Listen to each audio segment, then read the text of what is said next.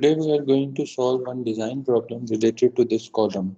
So whenever I use the term design, that means that we have to specify or select a section, that which section should we use which will satisfy any given condition. For example, in this question, it has been asked that there is a column which is this one, and it has an effective length of, so the length is given to us as 7 meter, and it has to carry two loads. Now we have been given two loads which are this 400 kilonewton and this 900 kilonewton, which will act on this particular column. And there are certain restrictions as well, that due to space limitation the depth of the section must be kept under 400 millimeter. So we know that the depth should be less than 400 millimeters. Now these conditions mean कि हमने कोई ऐसा section select करना है कि जिसकी depth जो है वो 400 mm से लेस होनी चाहिए, और उसको ये दो लोड्स को बियर कर सके वो, ठीक है। And it has also been mention that bending उसमें जो है जेड सेक्शन या जेड एक्सिस के अकॉर्डिंगली वो सेटिस्फाई करना चाहिए, मतलब हमें मूवमेंट ऑफ इनर्शिया या जो भी सेक्शन है वो जेड एक्सिस के रिस्पेक्टिवली लेना है, और जेड एक्सिस यहाँ पे शो कर दिया हुआ है हमें, और we can only select the W shape section for this particular column. अब उस इसमें हमने डिज़ाइन कौन सा करना है, basically there are two types of structure, एक ये ऊपर का कॉलम है और one is this lower column. अब we have to design this lower column, और इस पे इफ वी सी तो हमारे पास दो लोड लग रहे हैं, one is this 700 sorry 900 kilo Newton, and the other one is this 400 kilo Newton जो कि ऊपर से आ रहा है, ठीक है। This is the centroid of this particular column, और हमें ये डिस्टेंसेस पता है, that are 75 mm, and this other distance is 125 mm, ठीक है। सो फर्स्ट स्टेप इज कि अगर मैं इन दोनों लोड्स को एक रिजल्टेंट लोड इनका बना लूँ और उसकी सेंट्रिसिटी मेजर कर लूँ सेंट्राइड से, तो that will make things quite convenient for me, ठीक है। तो उसके लिए what I can do is I can simply add them, so that will give me the load as 1300 kilo newton, ठीक है। अभी इसकी लोकेशन क्या होगी, can anyone tell how can we find out the location of this particular load with respect to the centroid? We did that also in some problems in ILDs. So if this is 400, this is 900, what will be E? Sir 50 होगा। How much?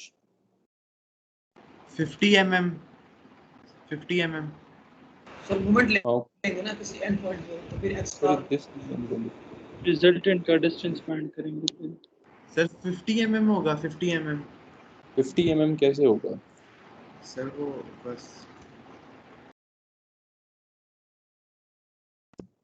क्या करते थे हम उधर, हमने किया था movement लेते थे ना एंड पॉइंट पे। तो let's say I will select this point और मैं इस point पे मूवमेंट ले लूँ, I will call this point as O। अगर मैं इस point पे मूवमेंट ले लूँ तो that should be equal to 0, right? So कितने मूवमेंट आएंगे, एक 400 का मूवमेंट आएगा, then I will have moment of this 900 force, that will be 125, and this whole thing will be equal to 1300 multiplied by E. Now if I solve this particular equation, I can directly get the value of E. So what will be E factor?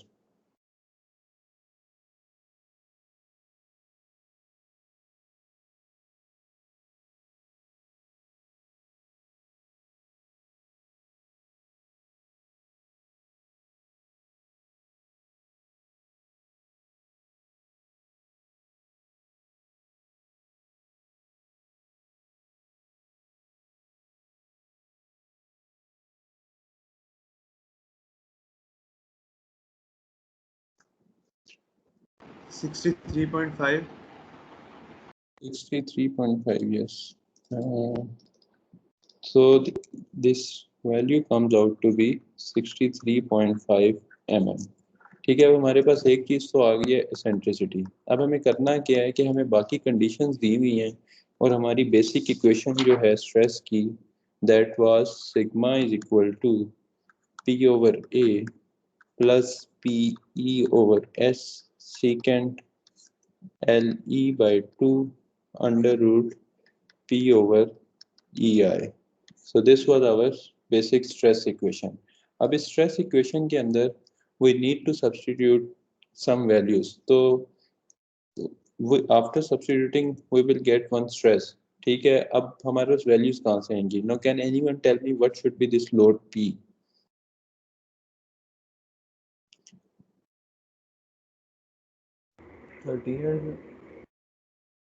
How much? 1300. 1300 is the actual load that is acting on the column, but we have to do the design. अब design में मैंने कल भी discuss किया था कि हम load को increase कर देते हैं by some factor. Yes sir. Factor of safety से सर निकाल So लेंगे. we So have given provided with this factor of safety. So this P load will be NPW. PW is 1300 kilonewtons. So P load will come out to be क्या value आ रही है?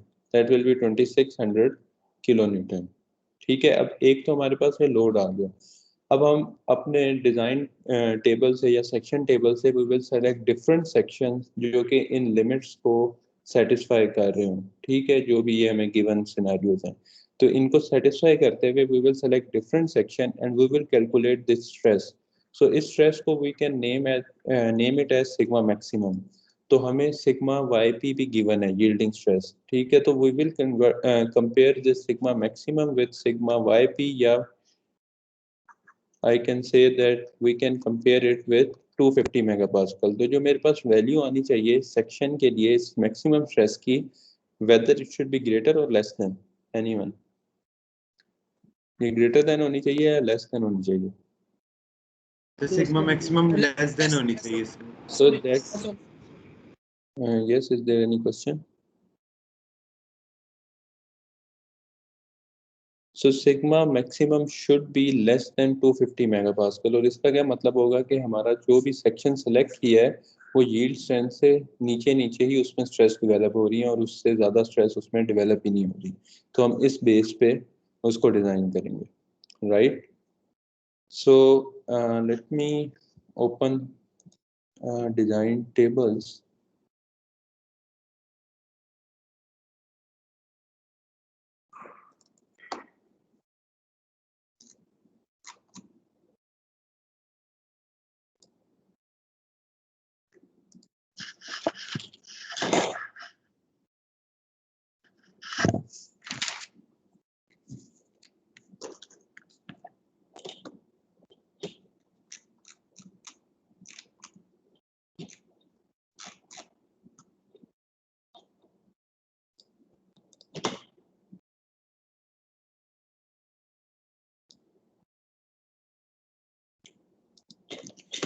अच्छा, now you can see this particular figure या this particular table. अब इस table में देखो आपको ना डिफरेंट डब्ल्यू सेक्शंस गिवन है.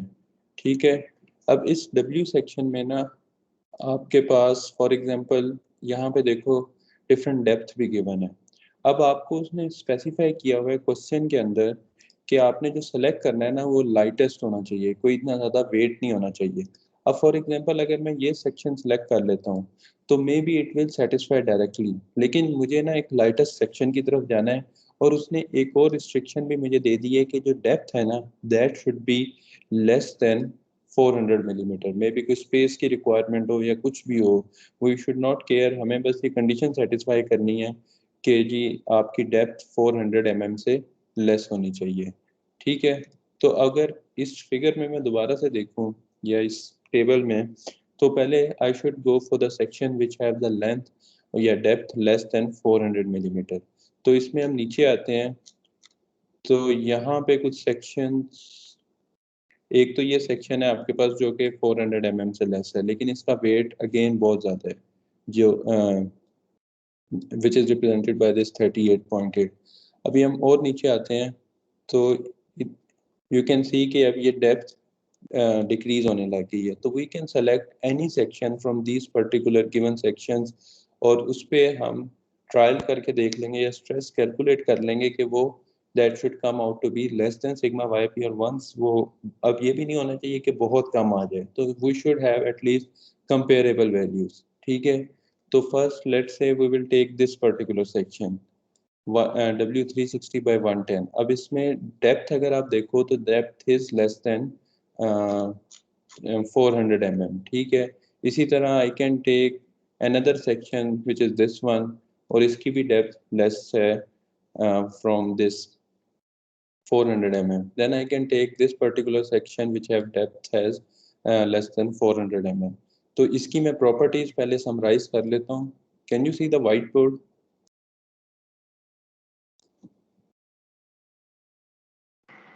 No, sir.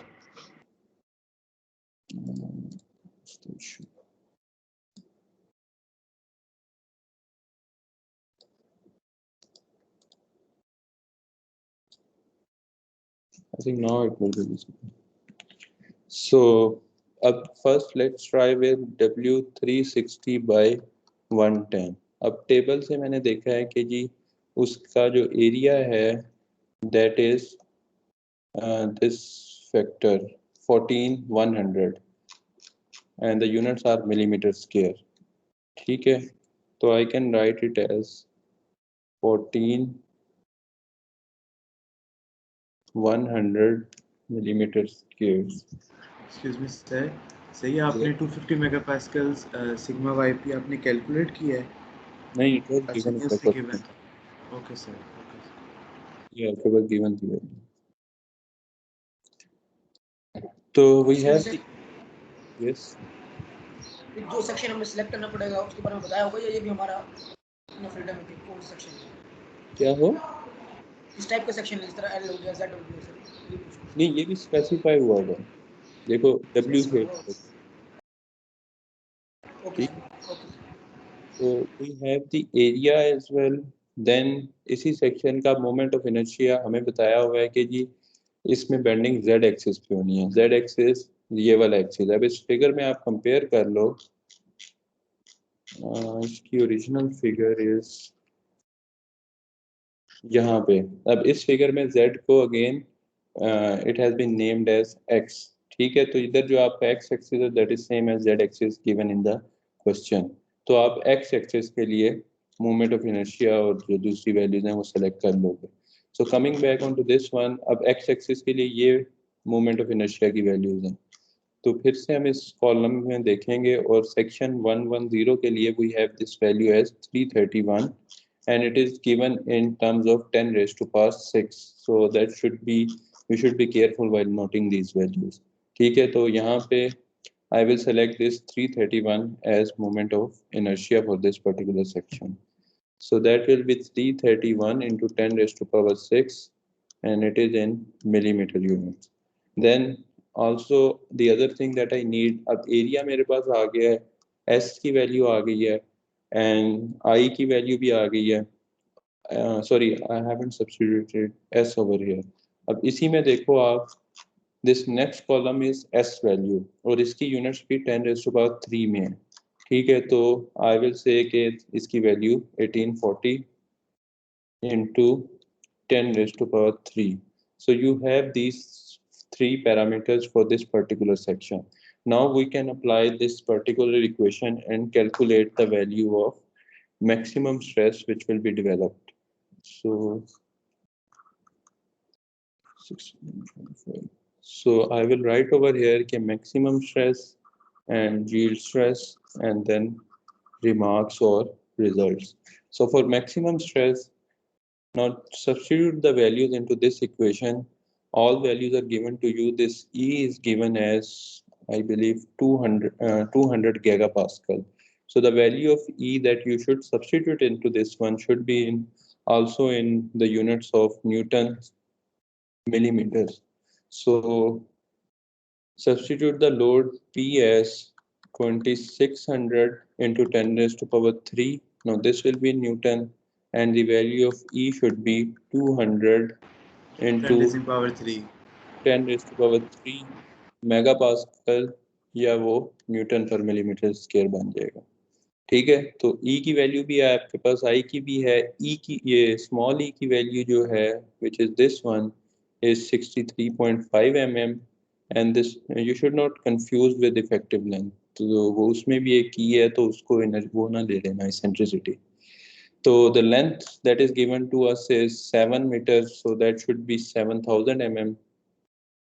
So I will write over here, length is 700 mm and other factors are given in this. Now take 2 minutes and give me the value of stress that will be developed in this particular section.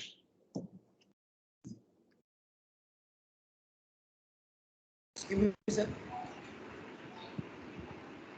Yes, sir कल जो आपने question कराया था उसमें आपने यहाँ effective length ली थी. उसमें क्या किया था?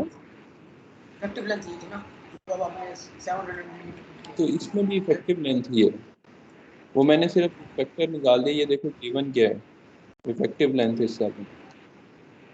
Okay sir.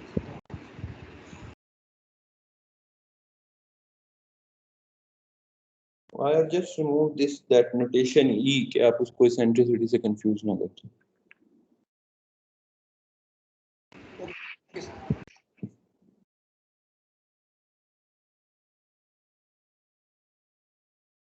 Sir 274. 274. Anyone else? किसी और ने वैल्यू कैलकुलेट की?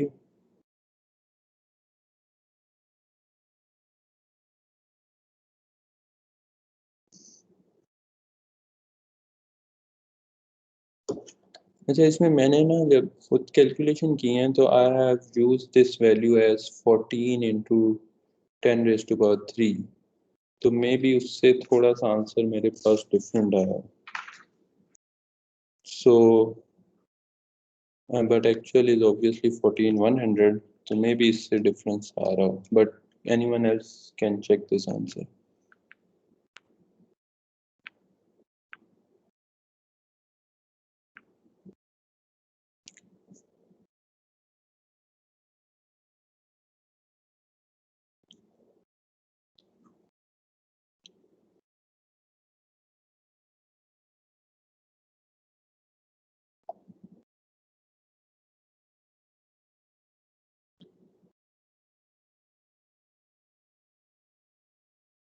सर ये ट्रायल एंड एरर करना पड़ेगा क्योंकि हमें डिफरेंट सेक्शंस लेके उनकी सिग्मा मैक्सिमम निकालनी होगी और फिर बताना होगा कि which is under sigma Y. Okay. अच्छा, इसमें I have the answer as 301 but someone else is saying 274. So anyway, अब इस आंसर से ना पहले जो आप सेक्शन लोगे, अब हमारे पास जो यील्ड स्ट्रेस है ना that is 250 मेगापास्कल. तो द कंक्लूजन इज कि ये स्ट्रेस लेस होनी चाहिए थी, अब ये नहीं है, तो मतलब ये सेक्शन सेटिस्फाई नहीं कर रहा हमारी कंडीशंस को. लेकिन अब आपको फर्स्ट सेक्शन देख के ना पता लग जाएगा कि आपने नेक्स्ट सेक्शन किस साइड से लेना है.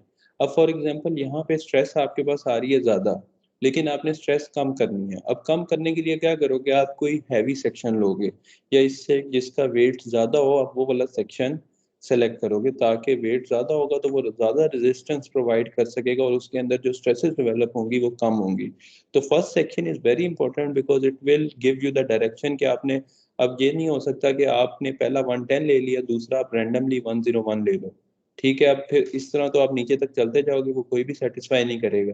तो फर्स्ट सेक्शन जो है ना, अगर ये वैल्यू बहुत ही ज़्यादा आ रही होती तो आपने तो फिर मतलब पूरी डायरेक्शन ही, मतलब अगर आप इधर से कोई सेक्शन ले लेते नीचे से दिस 32.9, तब आपको पता लगता कि जी आपने 10-12 सेक्शन ऊपर जाके लो, तब आपकी वैल्यू सेटिस्फाई करेगी.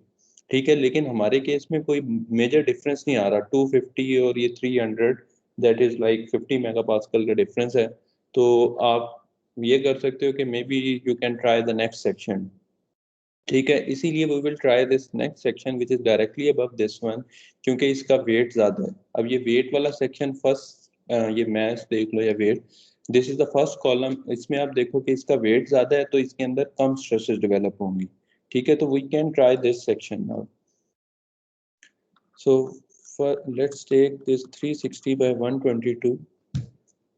अब इसके लिए जो प्रॉपर्टीज गिवन है, I will just write down directly. That was 15.5 into 10 raised to power 3.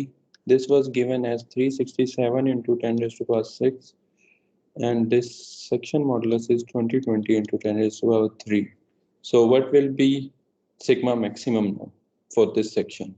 बाकी सब फैक्टर सेम रहेंगे, the only difference will be in this 3 columns. So give me the value of sigma maximum.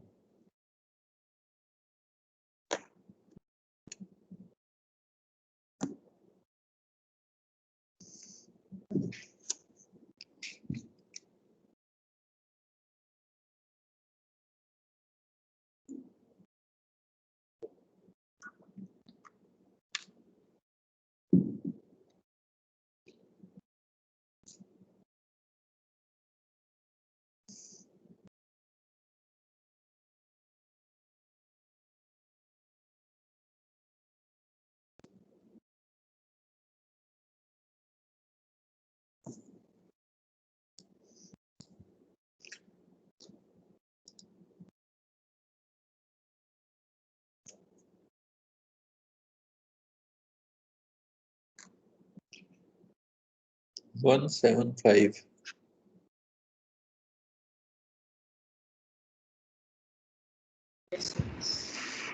क्या value आ रही है? Wait करो।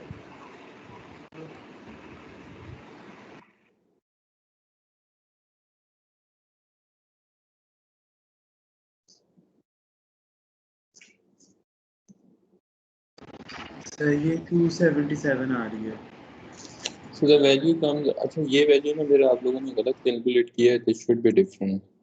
So the first one should be 309, क्योंकि वो section इससे लाइट है तो उसमें ऑब्वियसली स्ट्रेसेस ज़्यादा डेवलप होनी चाहिए. तो this value comes out to be 277 and in fact I have this as 271. So you can cross check this one and this yield stress comes out to be 250. अब इसमें भी आपने देखा है कि कम तो हो रही है, मतलब like 20 का डिफरेंस आ गया स्ट्रेच में, ठीक है, but it is still failing. So what you can do is for the next section, just take the section that is directly above this one and it has the name as W360 by 134. Now for this section, these parameters are 17.1 into 10 raised to the power 3. This second one is 416 into 10 raised to the power 6 and this is 2340. Now when you substitute the parameter for this particular section, you will get the answer as 239 for this maximum stress. Now the maximum stress is less than this one, so we can say कि जी हमारा ये section satisfy कर रहा है इस condition को भी कि maximum stress is less than sigma yp, और दूसरी भी एक condition given थी कि depth less than 400 mm होनी चाहिए. So if you see over here कि इस case में depth is 356 mm. So 356 is less than 40 mm.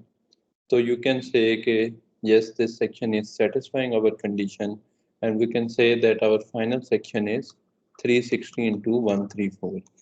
अब एक चीज का आपने ख्याल रखना है कि आपने ये नहीं करना है कि यहाँ से ये सेक्शन उठा लो पहले ट्रायल में ही 360 into 1086. अब इस केस में obviously the stress will come out to be maybe 100 megapascal और वो that is definitely less than 250. But this particular section will not be economical. ठीक है, क्यों नहीं इकोनॉमिकल? क्योंकि इसका वेट ही इतना ज़्यादा होगा that you have to spend too much money to buy such sort of section.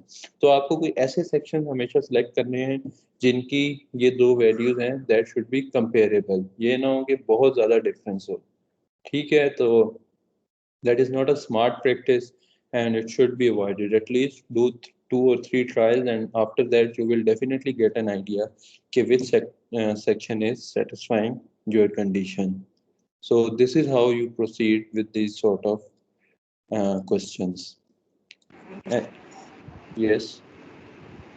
ये पता कैसे चलेगा कि हमने लेटेस्ट सेलेक्ट करना है या क्या करना है? पता कैसे पता चलेगा सर हमें किस टाइप का सेक्शन सेलेक्ट करना है? हैवी हो लाइट? देखो किस टाइप का वेट के लिहाज से हैवी या लाइट? मुझे समझ नहीं आ रही आपकी बात. ये मैं ये पूछ रहा हूँ कि हमें कैसे पता चलेगा हमने मतलब ज़्यादा मैथ्स वाला लेना है या कम मैथ्स वाला सेक्शन? आप पहला एक ट्रायल तो करोगे ना, एक ट्रायल से आपको आइडिया हो जाएगा कि अब देखो इसमें जो है ना, हमने पहला ये 110 किया, अब ये कम मैथ्स वाला था, इधर इसका मैथ्स स्पेसिफाई किया हुआ है, ठीक है? 110 जो है ये 110 इज द मैथ्स या किलोग्राम पर मीटर क्यूब. अब इसमें मतलब ये लाइट सेक्शन था, ठीक है। अब इस केस में आपने देखा कि स्ट्रेस जो आ रही है ना आपके पास वो 301 आ रही है, लेकिन वो सेटिस्फाई नहीं कर रही। मतलब आपने थोड़ा सा हैवी सेक्शन उठाओ ना, तो आप कहोगे हाँ अगर मैं थोड़ा सा हैवी सेक्शन लूँ तो may be that will satisfy. तो हम आहिस्ता आहिस्ता हमने सेगमेंट्स में 2 ट्रायल्स किए और फिर हमारे पास इवेंचुअली स्ट्रेस कम आ गई। अब अगर यहाँ पे ये होता है कि ये जो वैल्यू है ना, अगर आपके पास पहले केस में वैल्यू 500 आ जाती, तो फिर आप ये ना करते कि डायरेक्टली उसके नीचे वाला सेक्शन उठाते, आप कोई 20-25 सेक्शन छोड़ के दूसरा सेक्शन उठा लेते, ठीक है, ताकि आपके पास ये वैल्यू कंपेरेबल आने लग जाए। तो फर्स्ट ट्रायल जो है ना वो आपको बहुत सी चीज़ें क्लियर करेगा, ठीक है। बस फर्स्ट ट्रायल भी रैंडम ट्रायल होगा कुछ भी हैवी लेकिन या फर्स्ट ट्रायल के लिए भी हमें एक कंडीशन गिवन थी कि depth should be less than 400 mm, ठीक है, ये क्वेश्चन में गिवन थी ना कंडीशन। यस तो अब यस उसमें हमने यस देखा कि ये तो इसी तरह हर केस में ना आपको कोई ना कोई कंडीशन गिवन होगी जो कि आपको हिंट दे रही होगी कि आपने कहाँ से सेक्शन सेलेक्ट करना है, ओके सर ठीक। Excuse me sir. Yes. Sir हम मतलब हमने 3 ट्रायल करके रिजल्ट निकाला ना सर, हम्म। तो मतलब ये फाइनल चॉइस है हमारे पास या कोई और भी हो सकता है? कोई और भी हो सकता है इसमें ना, कोई चीज़ फाइनल नहीं होती। फॉर एग्जांपल अगर मैं ये 147 वाला भी करूंगा तो वो भी सेटिस्फाई कर रहा होगा, 162 वाला भी करूंगा तो वो भी कर रहा होगा। तो एटलीस्ट डू 3 ट्रायल, और उसके बाद अगर आप ये 162 भी करके मुझे रिजल्ट देते हो तो आई विल टेक इट। लेकिन ऐसे नहीं होना चाहिए कि कोई आप ऐसा कर दो कि पहले ट्रायल में ही कि जिसमें स्ट्रेस आ जाए 100, और वो तो ऐसे कोई एक रफ सा थंब रूल रख लो कि 10% लिमिट्स में होने चाहिए इसके, मतलब इससे 10% कम हो, इससे ज़्यादा ना हो, ठीक है। तो अगर ये आंसर आप मे बी 147 वाले से करो तो शायद ये आंसर 220 मेगा पास्कल आ जाए, तो दैट इज़ आल्सो एक्सेप्टेबल। लेकिन इसके पीछे कोई 2 ट्रायल्स होने चाहिए कि जिससे पता लगे कि आप बेस्ड ऑन सम एविडेंस या based on some mathematical result, उसकी बेस पे आप इस ट्रायल के ऊपर पहुंचे हो या इस सेक्शन के ऊपर आए हो, ठीक है। सर कितना लेस होना चाहिए सर? अगर हमारे पास 2 सेक्शंस आ जाए जिसमें एक 239 है और एक की 210 आ जाए, तो हम कौन सा सिलेक्ट करेंगे? 210 वाला या आपको 239 सेलेक्ट वाला? तो ऑब्वियसली 239 वाला करना चाहिए, क्योंकि आपके पास वो सेक्शन का वेट कम है, तो that section is also economical, ठीक है। अगर जिस केस में आपके पास 210 आएगी ना उसमें वेट ज्यादा होगा, फॉर एग्जांपल वो 210 आएगी आपके पास 162 में, तो 162 का जो किलोग्राम पर मीटर क्यूब मास है दैट इज ग्रेटर देन 122। तो ये वेट, क्योंकि जो आपको फॉर एग्जांपल मार्केट में सेक्शन मिलता है ना वो वेट के हिसाब से मिलता है, ठीक है, उसमें नहीं डायमेंशन का कोई रूल होता है। तो अब 162 वाले का वेट है 162 किलोग्राम पर मीटर क्यूब, और 147 वाले का ये वेट है, ठीक है। सेटिस्फाई तो दोनों कर रहे हैं, लेकिन चीप कौन सा है? वो ये है, इकोनॉमिकल ये वाला है, तो you should select this one, ठीक है। लेकिन अब एग्जाम्स में या इस तरह आपके पास इतना टाइम नहीं होगा, मे बी आप 2 ट्राइल्स करो, तीसरे पे आप जाओ इसी पे डायरेक्टली, आप इसको कैलकुलेट ही ना कर रहे हो। तो लेकिन इसके केस में भी कोई 10% लेस हो अगर स्ट्रेस, तो I will accept this one, लेकिन you should at least do 3 trials,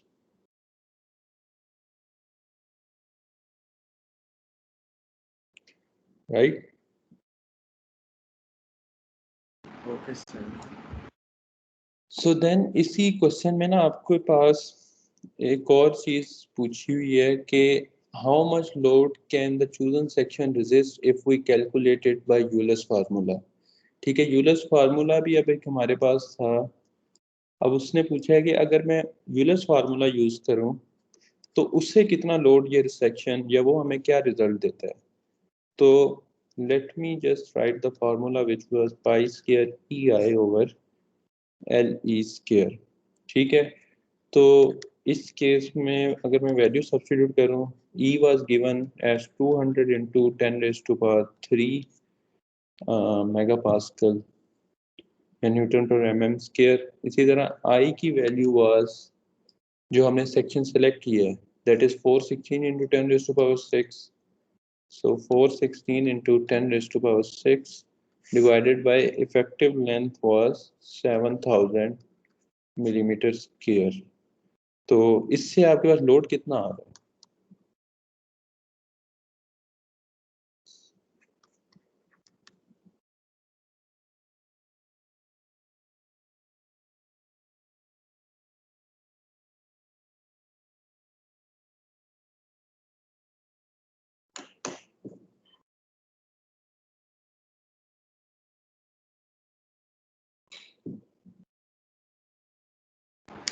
ये तो आ रहा है 160. How much?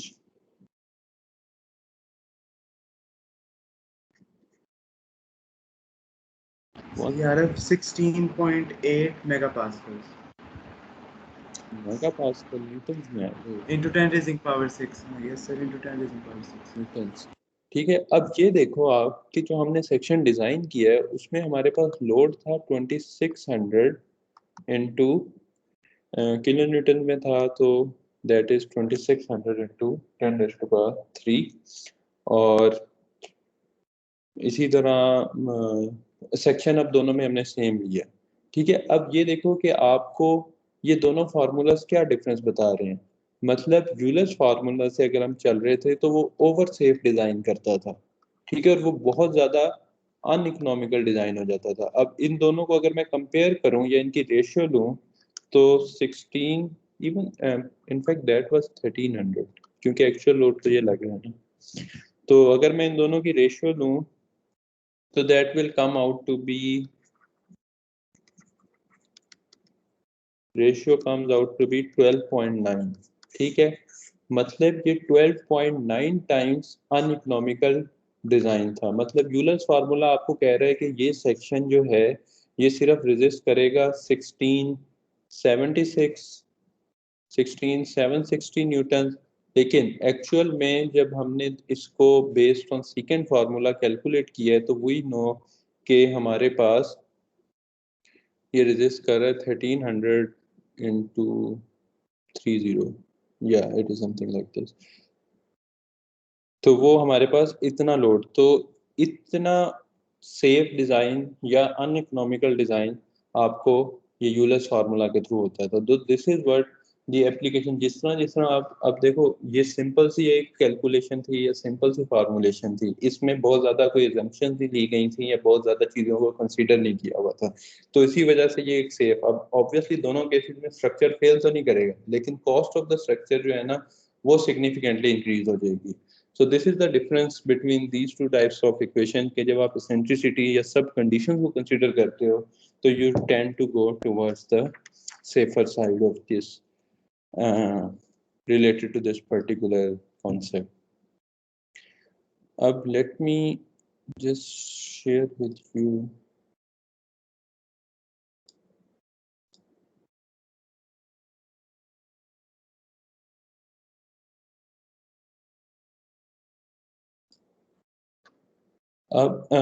in these slides you have two example problems as well. For this, for one of this one you have to design the section, and in this one same you have to figure out what should be the lightest W section, and there are some condition that the depth should not be less than 15 inch, and you have to do this and figure out that which section